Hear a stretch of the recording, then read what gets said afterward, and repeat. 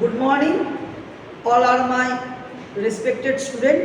আজকে তোমাদের যে টপিকটা পড়াবো সেইটা হচ্ছে ডিসি মোটর।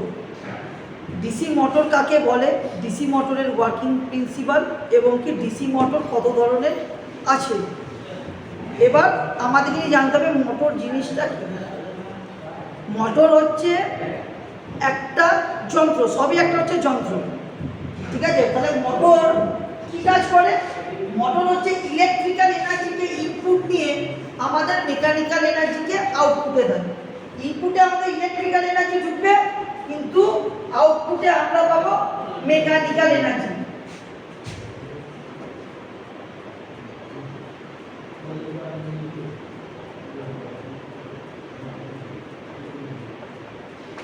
তাহলে আমরা বলছি ডিসি মোটর।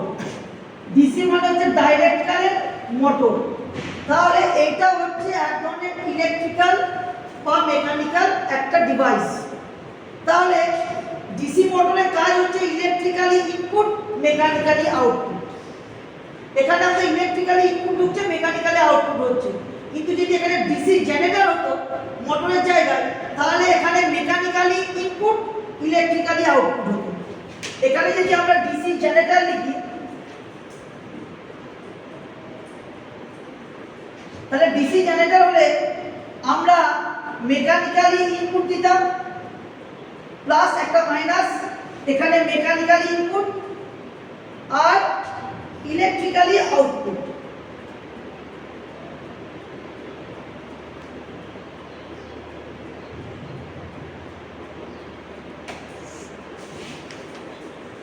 মোটর কিন্তু আমাদের ঘূর্ণন যন্ত্র। মোটর এবং ডিসি জেনারেটর এটা কিন্তু স্ট্যাটিক নয়, এটা হচ্ছে ডাইনামিক ডিভাইস, যেটা আমরা প্রথম থেকে ভাগ করি।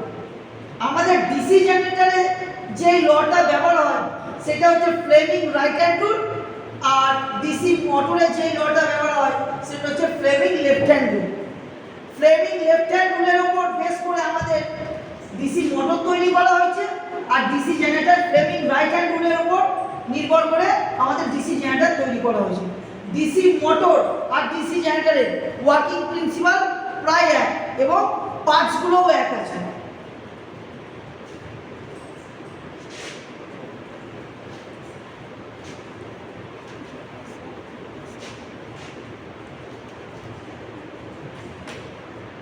আমরা বলবো ডিসি মোটর কাকে বলে।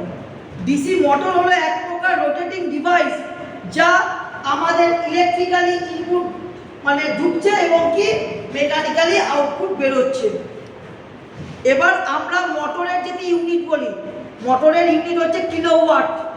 কিলোওয়াট মোটরের ইউনিট হচ্ছে আমাদের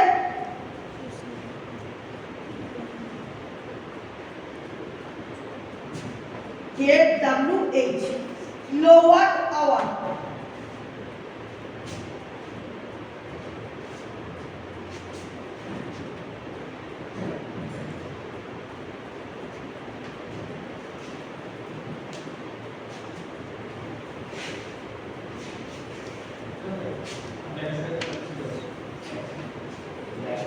এবার আমরা যদি ওয়ার্কিং প্রিন্সিপালটা বলি, DC motor Faraday's laws of electromagnetic ইন্ডাকশনের উপর কাজ করে। Faraday's laws of electromagnetic inductions. Faraday's law কাকে বলে? যেই কারণে যেই কারেন্টটা সৃষ্টি হবে সেই কারণকেই সে বাধা দিচ্ছে। এবার যদি কনস্ট্রাকশন অফ ডিসি মোটর যদি আমরা নিয়ে আসি, কনস্ট্রাকশন অফ ডিসি মোটর,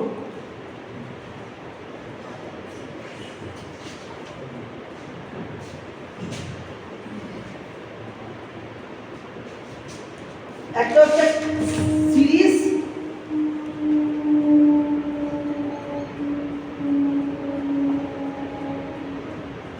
একটা হচ্ছে shunt,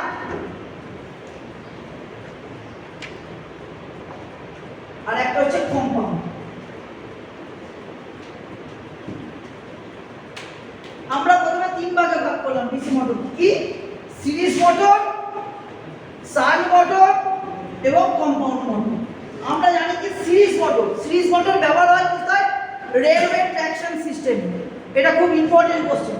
series motor use in railway, traction system.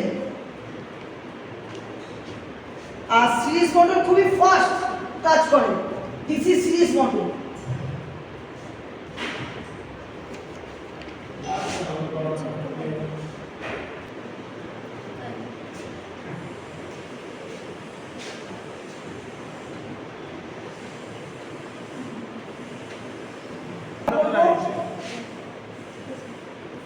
Compound মোটরকে আমরা দুভাগে ভাগ করব, একটা হচ্ছে কিউমুলেটিভ কম্পাউন্ড মোটর, একটা হচ্ছে differential compound motor. Differential compound motor কাকে বলছে? ডিফারেনশিয়াল কম্পাউন্ড মোটর হচ্ছে বড় বড় যেখানে নেট মেশিন ব্যবহার হয় সেখানে ডিফারেনশিয়াল কম্পাউন্ড মোটর ব্যবহার হয়। আর এটা হচ্ছে কিউমুলেটিভ মোটর। কিউমুলেটিভ মোটর বলতে গেলে আমাদের যেটা ট্রেনে যে মোটরগুলো ব্যবহার হয়, ট্রেন যেটাকে আমরা অল্প পুলিশ সাহায্যে আমরা যেই বড় বড় মানে কোনো অ্যাক্সিডেন্ট হলে লরি বা বাস যেটাকে আমরা তুলতে পারছি। এবারে আসছি আমরা কিউমুলেটিভ কম্পাউন্ড মোটরে দুটো ভাগে ভাগ করে, একটা হচ্ছে লং শান্ট, একটা হচ্ছে শর্ট শান্ট।